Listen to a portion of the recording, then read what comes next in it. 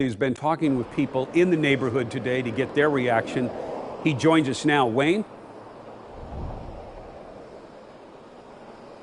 Well, not only have the protests moved mostly from downtown out here to North Portland and some on the east side as well, but mostly here in North Portland the last few nights, but so has the vandalism and the graffiti that you see here on the Police Association building. In fact, that's where they tried to burn the building down on Saturday night. We'll have more on that in just a moment. But as you can imagine, a very frustrating situation out here for the people who work here, own businesses here, and live here.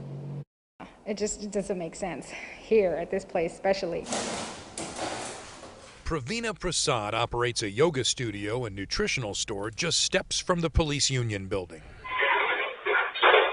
It's where arsonists attempted to burn the place down Saturday night. Prasad says nearly all her customers are people of color who support the protests, but not the acts of violence and destruction.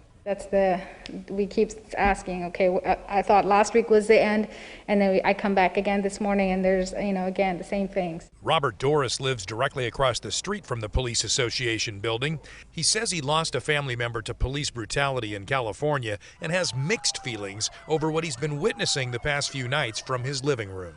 I don't like the destruction, but I like the attention that's being drawn to the police brutality. I think that's a good thing.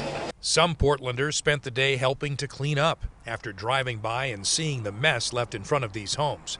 This woman, who asked us not to use her name, has been a part of dozens of Black Lives Matter protests. I think that it's my duty just as much to come out at night and march as it is to keep my community clean. Every single person I spoke with this afternoon in this diverse neighborhood told me they support the Black Lives Matter movement, but their frustration is growing over senseless acts of destruction. I do question the aggression. I wonder where it's coming from. I wish that they could separate those people from the ones who have the messages. The big concern is those messages about deep-seated racial problems in our community continue to get drowned out and diminished by negative, damaging acts.